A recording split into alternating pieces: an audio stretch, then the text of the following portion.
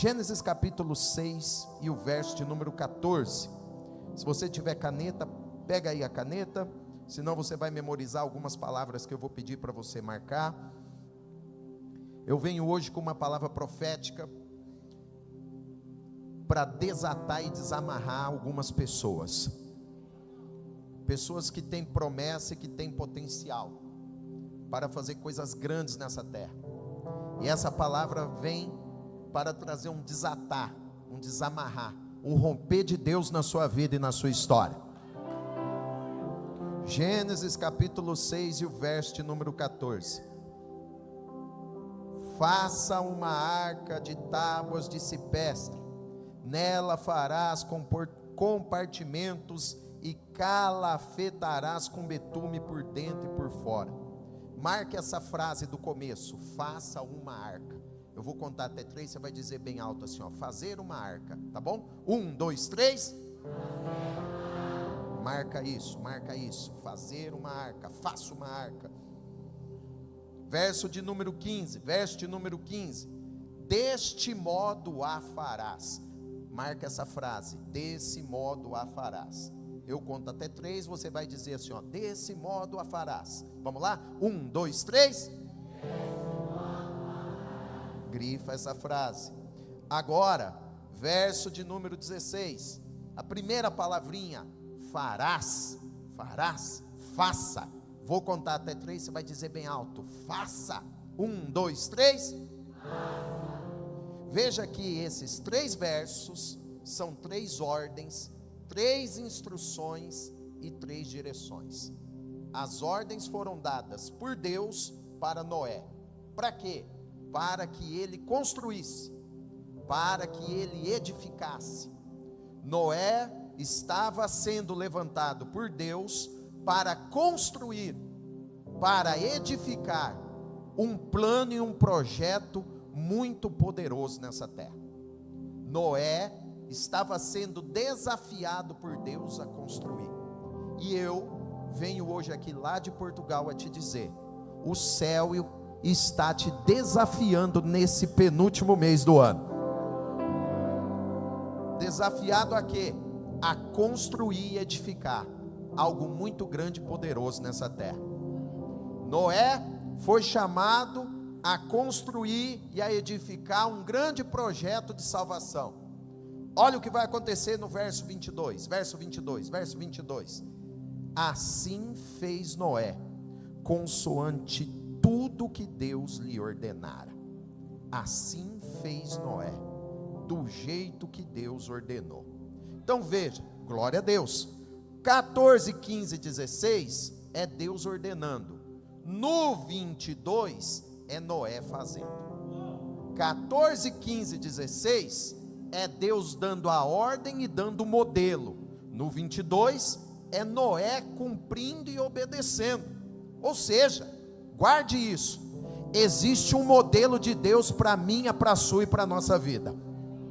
Existe um modelo de Deus para o seu ano, existe um modelo de Deus para os seus negócios, existe um modelo de Deus para a sua família, e você pode dar glória. Existe um modelo de Deus para o seu ministério, existe um modelo de Deus para criar filho, existe um modelo de Deus para casamento, existe um modelo de Deus para empreender, para construir, para edificar. E a palavra de Deus é essa: nesse culto, nessa reunião, aqui na central, o céu está te entregando um projeto e um modelo.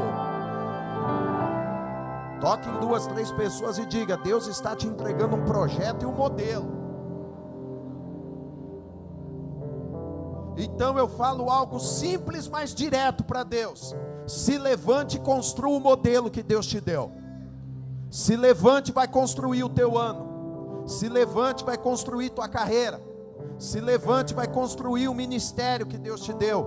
Se levante, vai construir uma família abençoada. Se levante, vai construir uma vida espiritual poderosa. Se levante, vai construir o sonho, o projeto e o plano que Jesus te deu. Se levante para construir.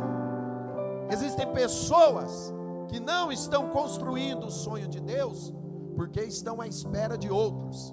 Gente que está à espera da família, gente que está à espera do governo, gente que está à espera daquele parente rico fazer alguma coisa por ele ou por ela. E eu quero te falar uma coisa muito simples, mas muito poderosa. O teu maior aliado, o seu maior parceiro, não está aqui embaixo. O nosso maior aliado é o Senhor Jesus, que está contigo nesse plano, nesse projeto e nesse negócio. Se levante para construir no modelo que o céu te deu. Deus havia dado o projeto, cabia a Noé agora construir. Deus havia dado o modelo. O papel de Noé era construir e edificar aquele modelo. Deus tem um modelo para a sua casa, para a sua família, para a sua empresa e para o seu ministério. Guarde o que eu quero te dizer hoje aqui, o que eu estou te dizendo. O modelo de Deus nunca dá errado. O modelo do céu sempre dá certo. Deus tem um modelo para a tua vida, e esse modelo é o modelo que vai dar certo e vai glorificar o nome dele. Deus tem um modelo para a tua casa, e esse modelo, não se preocupe, que será um modelo de vitória e vai glorificar o nome de Jesus. Deus tem um modelo para a vida dos seus filhos, e você pode celebrar glorificando a Deus, que nesse modelo, seus filhos serão poderosos, vitoriosos, cheios do Espírito Santo, vivendo a bondade de Deus nessa terra. Quem toma posse da palavra é central. Abra aí rapidinho, Jeremias 29, Jeremias 29, Jeremias 29, verso 5 e verso 6, Jeremias 29, verso 5 e verso 6, olha que texto poderoso. Esse texto faz parte de uma carta que Jeremias envia para o povo que estava no cativeiro. Diga assim: o povo estava no cativeiro. Lá no cativeiro o povo se sentia fraco, o povo se sentia impotente, o povo se sentia sem condições. Lá no cativeiro o povo se sentia como um povo muito pequeno e insignificante. Então o Senhor fala assim: ó, escreve aí uma mensagem que eu vou mandar lá para o povo. É uma mensagem para colocar esse povo para cima, é uma mensagem para despertar o coração e o espírito deles. E a palavra é essa, e conforme eu ler aqui, você pode glorificar a Jesus. Aleluia. Edifique casas e habite nelas. Olha essa segunda parte aqui, um glória melhor, ó.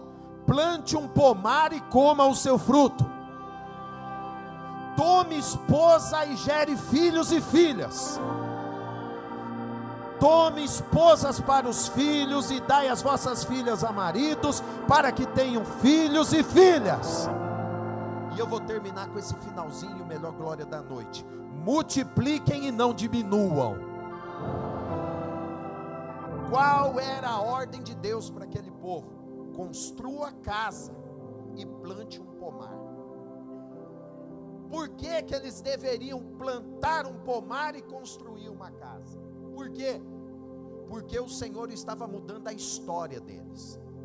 Aquele povo, muito tempo, eles construíram casas para os outros morarem.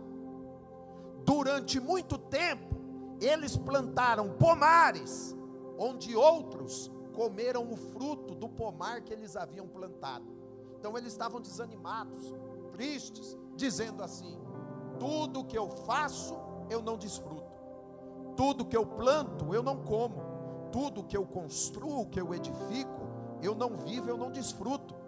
Eu estou construindo para outro morar. Eu estou plantando para outro colher e outra pessoa comer e desfrutar. Então, quando o Senhor envia o profeta, Ele está dizendo assim: eu vou mudar a história de vocês daqui para frente. Eu não sei como foi o teu 25, mas eu sei como vai ser o teu 20 e 26. Eu estou pregando para pessoas que 25 você só fez para outros. O que você construiu, você não desfrutou. O que você levantou, você não se abrigou. O que você plantou, talvez você ainda não colheu. Você plantou e outro colheu, você plantou e outro comeu, mas assim diz o Senhor: hoje eu quebro esse jugo e viro a sua página. Se prepare, o que você plantar, você vai colher. Quem está comigo?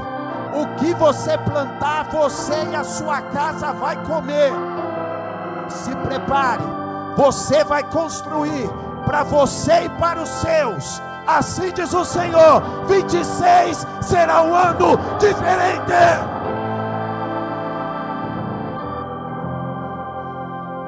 Toque em alguém e diga assim: construa, porque é você que vai morar. Diga: plante, porque é você que vai colher. Então eu falo para alguém aqui: não tenha medo. Eu venho hoje aqui pregar essa palavra, e essa palavra vem combater o medo que estava assolando o seu coração. E a palavra é essa: pode construir, que Deus vai te dar graça, não vai faltar dinheiro. Outra palavra boa, aleluia: pode casar, que Deus vai abençoar essa união. Outra palavra boa: pode ter filhos, que eles serão saudáveis, abençoados e prósperos. Outra palavra: pode empreender, teu negócio não vai falir nem vai fracassar. O Senhor está dizendo: eu vou abençoar. Outra palavra: pode se envolver no ministério, pode se envolver com as coisas de Deus, porque há uma grande chamada sobre a sua história. Pegue na mão de duas pessoas e diga: plante um pomar, construa uma casa. E eu vejo, pastor Leandro e pastora Deise, vocês aqui construindo e edificando algo muito grande. Um projeto muito grande que será construído e edificado aqui através da vossa vida. A Central do Avivamento, nesse próximo ano, será um ano de crescimento, de construção e de avanço para a glória do Pai. Quem celebra Jesus, pegue na mão de alguém e diga: nossa igreja vai construir também.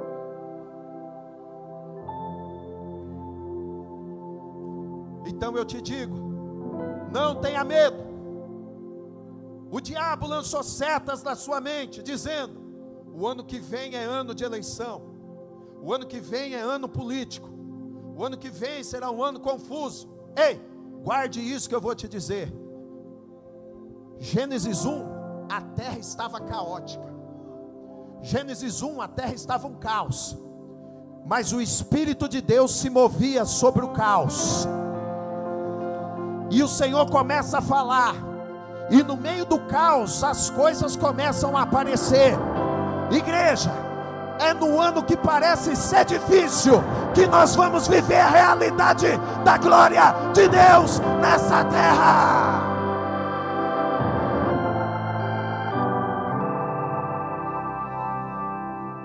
Volte para Gênesis capítulo 6. Deus estava dando uma ordem para Noé: construa. Eu vou perguntar aí, vou contar até 3, você vai dizer: construa. Qual foi a ordem? 1, 2, 3. É isso que você tem que fazer. Você tem que construir. Você tem que romper com o medo, romper com a paralisia, romper com o desânimo. E você tem que construir. Você tem que se levantar. E eu estou falando para alguém que para você construir, talvez nesse mês, no próximo mês, no começo do ano, você vai ter que procurar um espaço maior para o teu negócio. Tem gente que para construir o sonho, o projeto que Deus te deu, você vai ter que fazer uma viagem daqui uns dias, porque nessa viagem você vai assinar um contrato novo, você vai participar de uma grande reunião, você vai participar de uma mesa muito poderosa, e a palavra revelada de Jesus para essa: se prepare, porque você vai construir algo muito grande que vai glorificar a Deus nessa terra. Diga assim: Deus falou, e Noé construiu. E enquanto eu prego, o Espírito de Deus está ativando você aí dentro. Tem gente que hoje vai sair desse culto e já vai para casa, vai abrir o portal imobiliário para procurar a casa nova, para procurar o terreno novo. Tem gente que vai sair daqui, já vai sair para começar a escrever e colocar no papel o modelo da loja, o nome do comércio, o nome da empresa, porque o Espírito de Deus está dizendo: eu te levanto.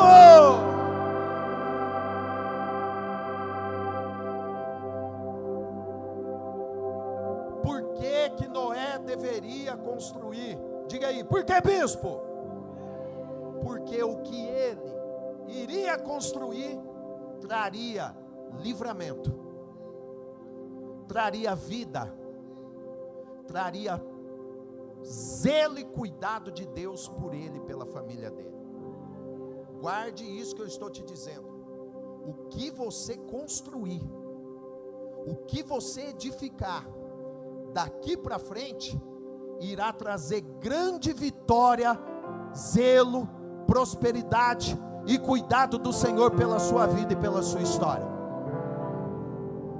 Sabe por que tem gente que perece na hora do dilúvio? Sabe por que tem gente que perece na hora dos problemas e das adversidades?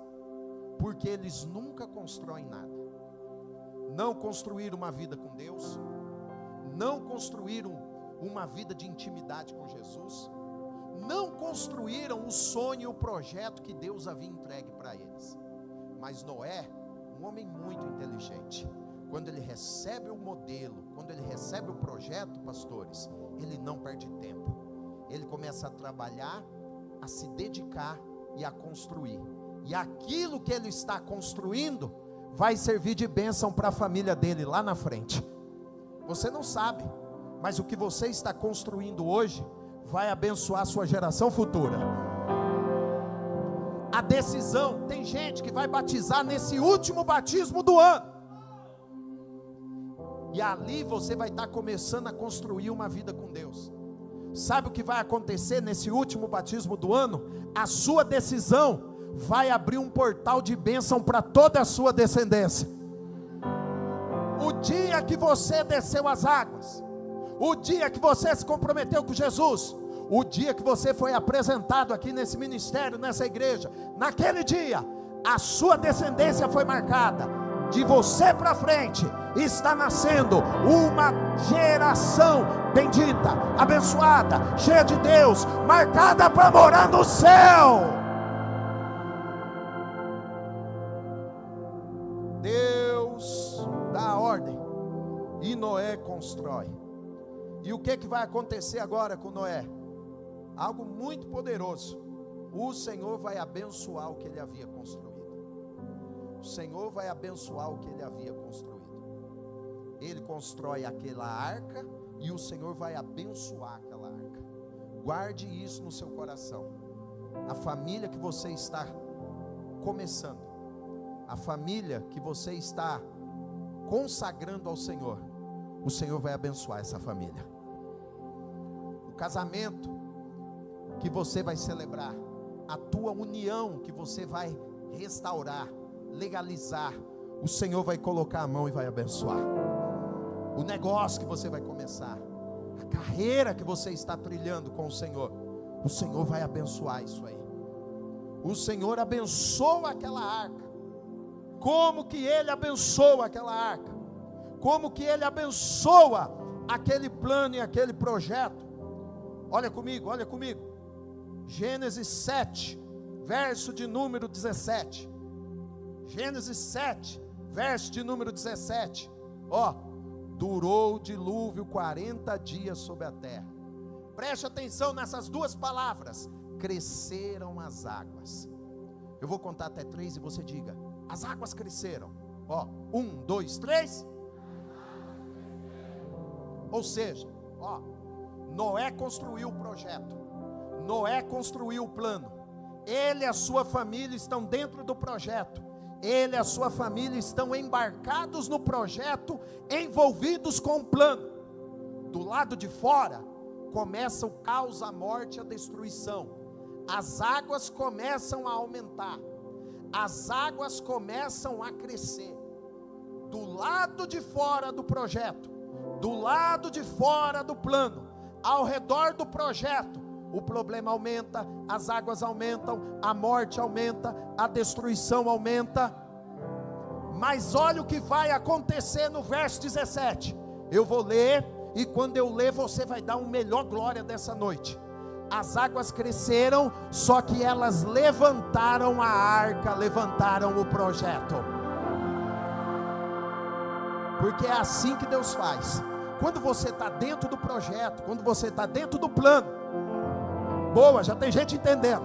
De novo, quando você está vivendo o projeto, vivendo o plano, não importa o que acontece ao redor, não importa o que acontece do lado de fora, há uma promessa: a igreja de Jesus estará sempre por cima, por cima, por cima, por cima, por cima, por cima. Pegue na mão de alguém e diga assim: há uma promessa de Deus para a nossa vida. Diga para ele assim: nós estaremos por cima. Quem toma posse, levanta essa mão aí, dá o melhor glória. As águas do dilúvio não vão destruir o teu projeto. As águas do dilúvio não vão destruir o plano de Deus para a sua vida. Enquanto eu prego nessa noite, eu vejo o Senhor levantando empresas, levantando homens, levantando mulheres, levantando famílias, levantando negócios, levantando ministérios. Será que tem alguém tomando posse? Levantando o filho, levantando a filha, levantando a chamada. Enquanto eu prego, eu vejo pessoas sendo levantadas.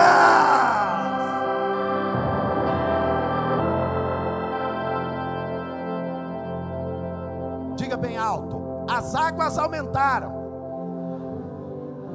mas a arca subiu.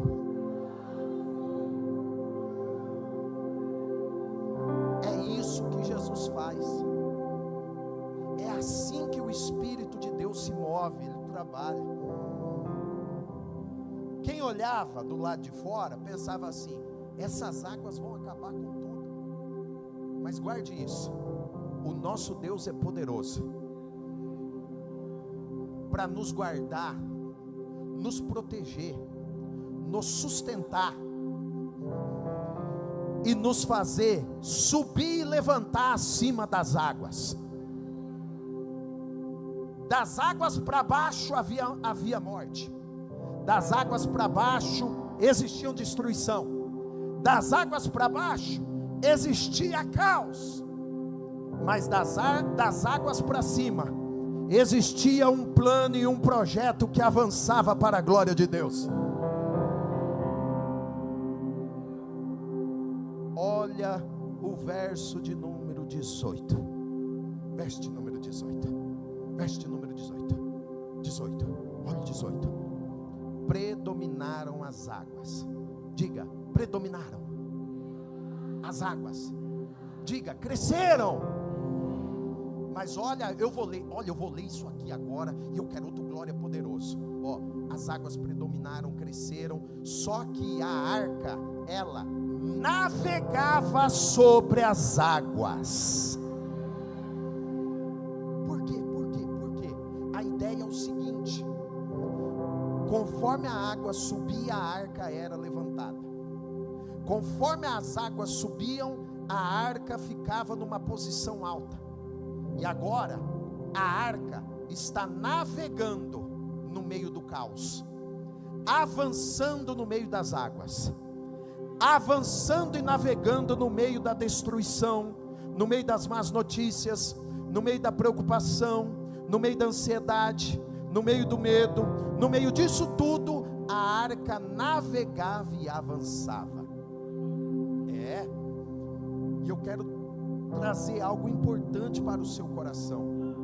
Aquilo que Jesus te deu, o projeto que Ele te entregou, o plano que Ele te deu, vai navegar e avançar no meio das águas do próximo ano.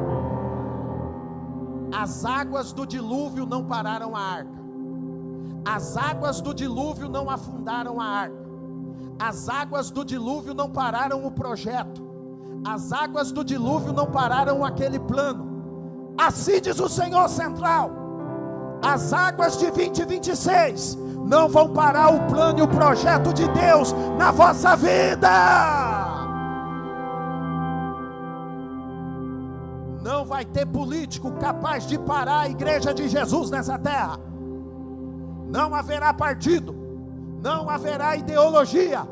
A arca, a igreja, o projeto, o plano irá navegar.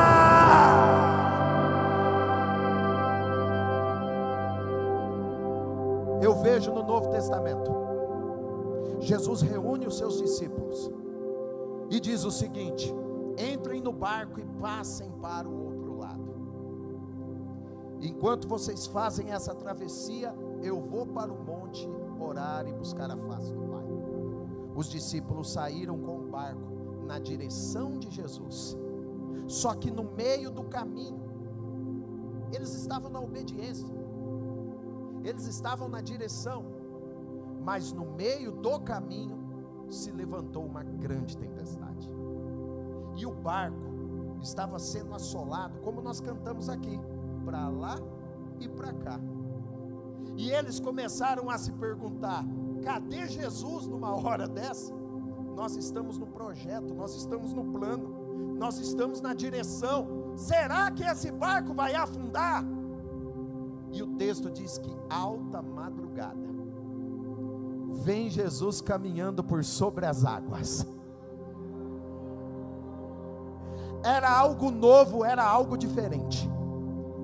Deus já havia aberto o Mar Vermelho, Deus já havia aberto o Rio Jordão, mas era a primeira vez que alguém estava andando por sobre as águas.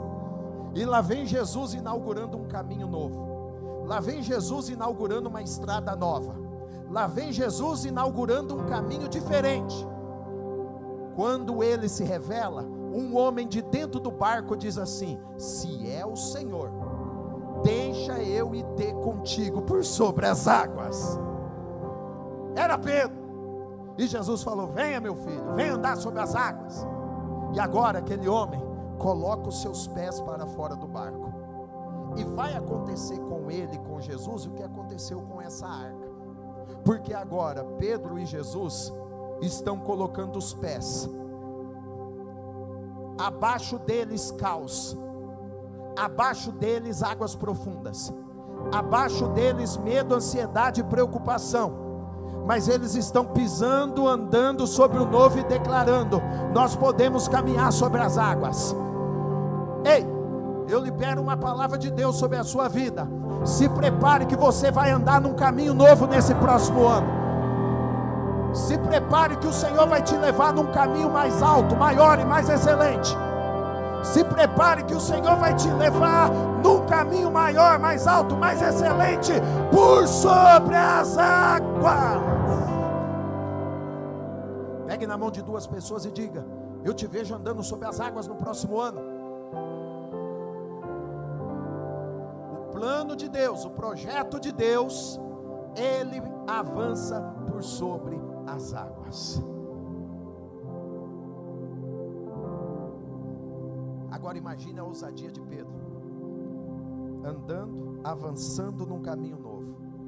Mas o texto diz, pastor Leandro, que no meio do caminho ele tem uma fraqueza e ele começa a afundar.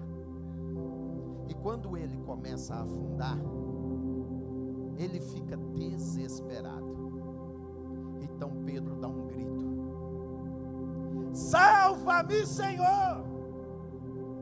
E o texto diz que Jesus se aproxima dele e estende uma mão para ele. E quando Jesus estende a mão, Jesus segura na mão dele. Guarde isso no seu coração, porque agora eu estou pregando para gente que começou o ano andando sobre as águas. Eu estou pregando para gente que começou o ano rompendo em fé, profetizando, congregando, tomando santa ceia, empreendendo, louvando, adorando, rompendo e avançando. Mas algo aconteceu no meio do caminho que te puxou para baixo.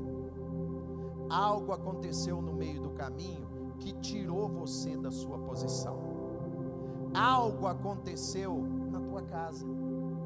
algo aconteceu em algum ambiente, e você que estava avançando sobre as águas, e chegou nesse culto literalmente para baixo, a fé para baixo, financeiro para baixo, o coração para baixo, muitas áreas da sua vida para baixo. Mas eu tenho uma boa notícia para ti. A mão que foi estendida para Pedro está estendida para você hoje aqui nesse lugar. E quando Jesus pega na mão de Pedro, ele pega na mão de Pedro, e num movimento, ele tira aquele homem das profundezas, tira aquele homem do andar de baixo, tira aquele homem do buraco profundo, e puxa ele para cima mais uma vez. E agora, os dois voltam a andar e a avançar sobre as águas. Guarde isso no seu coração. Você não vai terminar o ano em baixa. Você não vai terminar o ano no buraco. Você não vai terminar o ano se afogando. Você não vai terminar o ano se debatendo desesperado. A mão que pegou na sua mão hoje está dizendo: eu vou te puxar para cima e te restaurar. Vou restaurar o teu ministério. Quem dá glória? Vou restaurar tua vida espiritual. Vou restaurar tua vida emocional, espiritual e financeira. Esse é um culto de restauração.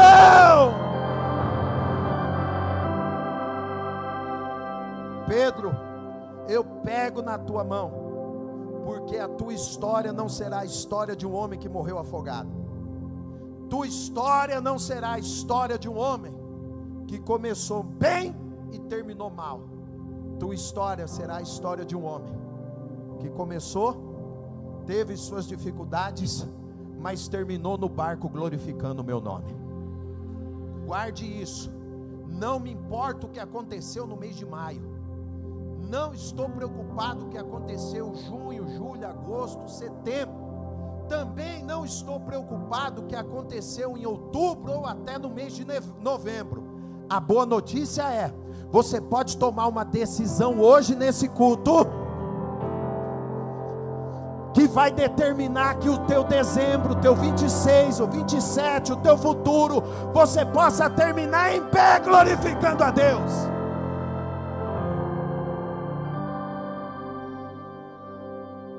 A tempestade não parou Jesus, o dilúvio não parou a arca, os ventos não pararam Jesus e nem Pedro, os ventos e as águas não pararam a arca.